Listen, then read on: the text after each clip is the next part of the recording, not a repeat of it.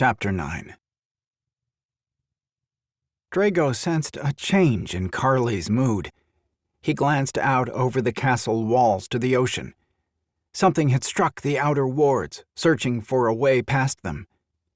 Returning his attention to Carly, he pulled out her chair and waited for her to be seated before he moved to the one across from her.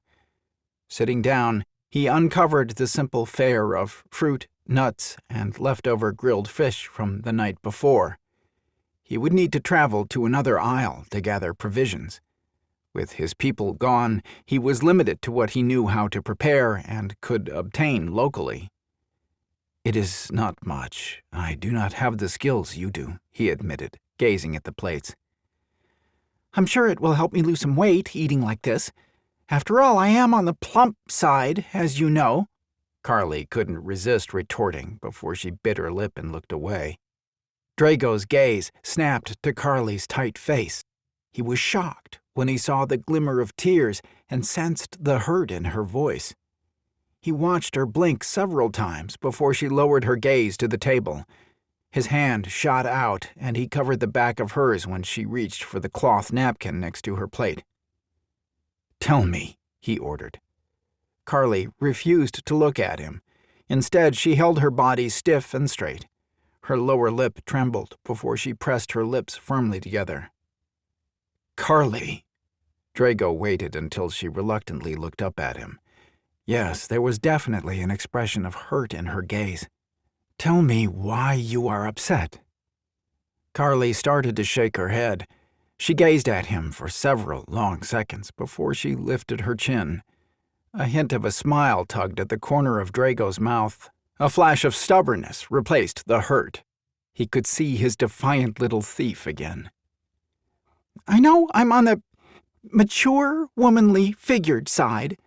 That is why I was trying to exercise. I swear, just thinking about exercising adds 5 pounds to my hips, and don't ask me about ice cream or pasta. I'm not fat. I'm genetically built to be cute and cuddly," she said, with a stubborn thrust to her jaw. "If you can't handle cute and cuddly, go find yourself someone who isn't. I don't care.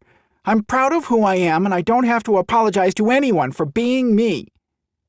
Confusion washed through Drago. Where had that come from?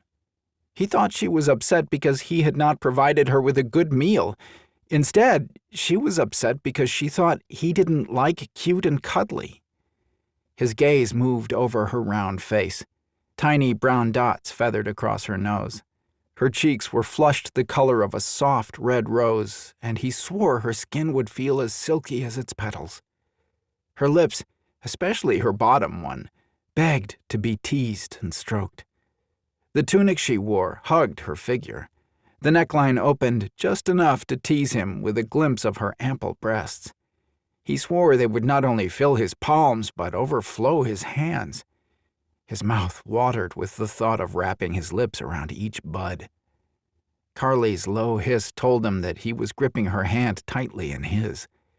If his eyes were not blazing with the fire of his dragon, they should be. He was more than ready to claim her as his, if not for his concern for her safety when he had felt the slight vibration against the wards he had placed around the island. He would have joined her in the shower this morning.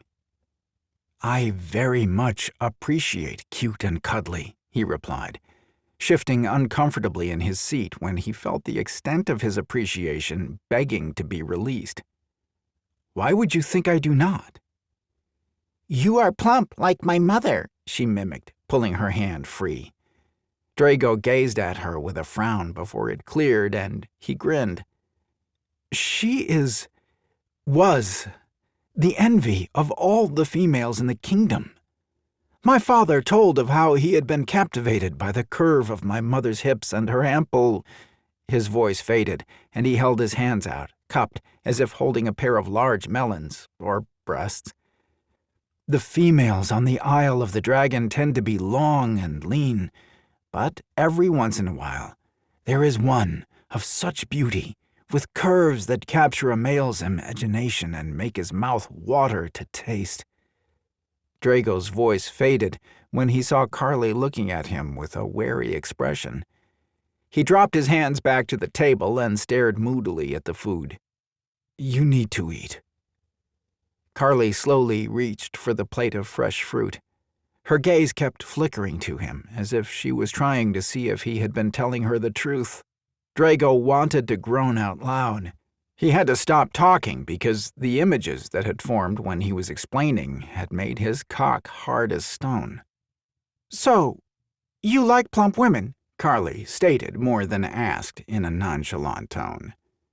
Drago reached for the plate of fruit she was holding out. His fingers curled around the edges. What he really wanted to do was toss the plate aside, pick Carly up, and carry her back to his bed. "No, I like cute and cuddly women, Carly. And they don't get any more cute and cuddly than you, my little thief," he replied. Pleasure and excitement lit up Carly's eyes. Drago's gaze followed the movement of her lips. He bit back the curse that threatened to escape him. She was not making his resolve to find out more about her easy. "After we break our fast, I must check the aisle," he said. "Is something wrong?" she asked, glancing out over the wall. Drago shook his head. "I am sure it is nothing to be concerned about. Most likely another pirate ship wrecked amongst the rocks," he replied. "Oh, just a pirate ship," she murmured, picking up her fork and taking a bite. "Thank you again for breakfast, and the clothes." "There is no need for thanks," Drago said. "So, tell me about the Isle of the Dragon. What was it like, well, before?" she asked. Drago's fork paused in midair. He glanced at Carly's face. She was leaning forward in her chair, gazing at him. He slowly lowered his fork to his plate and thought about her question. For the first time, he realized he had always taken for granted the beauty of his kingdom and its people. It was a wondrous kingdom, filled with wealth and prosperity. During the day, the sounds of laughter and the daily lives of my people would drift through the air. I can remember the scent from the baker's cottage. If the wind came in from the southwest, you could smell the freshness of his baked bread. My mouth waters at the thought of it, Drago shared in a quiet, reflective voice. "Mine too. I love fresh baked bread with lots of real butter on it," Carly admitted. Drago turned to look at her and smiled. "I would bring you a fresh loaf to break your fast each morning," he responded, before turning to look out over the wall. Dragons come in many different shapes and sizes. Some are more powerful than others, but they all have one thing in common. He pushed his chair back and rose. Stepping closer to the railing, he gripped it and looked down on the deserted streets far below. A choking pang of regret swept through him. "What do they all have in common?" Carly asked, setting her fork down and rising out of her seat so she could stand beside him. "Family. A dragon's family is the most important thing to a dragon. We can feel each other. We are all connected in our dragon form, so we are never alone. When I heard their cries of terror, each and every one of them, down to the smallest dragon, I could feel their fear as if it were my own. By the time I returned, they were all gone. The silence was deafening. I never realized that silence could be so loud," he explained, clenching the stone railing and leaning forward as if in pain. "Oh, Drago, I'm so sorry," Carly whispered. The muscles along his back tightened when he felt her hand slide across his shirt. Years, more than he wanted to remember, had passed since he had felt the touch of another and heard the sweet music of a voice. A shudder ran through his body, and he closed his eyes. "There was always music in the air," he continued in a thick voice. "The children would dance in the streets, their parents occasionally scolding them if they became too boisterous or got in the way of the vendors. The cove would be filled with ships from all the other isles. Merchants would shout out orders while sailors would flirt in the hope of capturing some of the dragon's gold from an unsuspecting resident. It was all a game. Anyone who knows about dragons knows we would never let anyone steal our gold. It can only be given freely." "It sounds like it was a wonderful place to live," Carly said, dropping her hand to the balcony and gazing down as if she could see what he was telling her. Drago opened his eyes and straightened. "I would train with my guards each morning down in the courtyard. Afterward, we would break. Sometimes we would fly out to sea or to another isle. Other times, I would go to a quiet place on the island to be alone. I never truly appreciated what it meant to be a part of a family until it was taken from me. I thought losing my parents was devastating, but it was nothing compared to losing everyone. My parents used to warn me that one day I would understand. With their deaths, I gained the power to hear each and every voice inside me. It was no longer muted, but loud and pulsing. I resented the responsibility, thinking it a burden instead of the gift it was. I did what was expected of me because I had to, not because I wanted to," he stated in a rough voice. "I can't imagine what it must be like to be responsible for a whole kingdom. I mean, I've read about kingdoms and stuff during history class, but to actually be a king or queen? I'd be scared," Carly said, glancing at him. "I am not scared, Carly. I am filled with rage. Now that I have awakened, I will try once again to find the sea witch, and when I do, I will kill her, slowly, drawing out her last breath until she begs me to end her life," Drago stated. "I don't think that would be a good idea, Drago.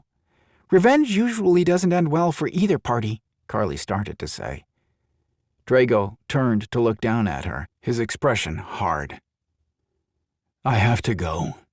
I will return later. Do not leave the safety of the palace," he ordered, a moment before his body shimmered and he shifted.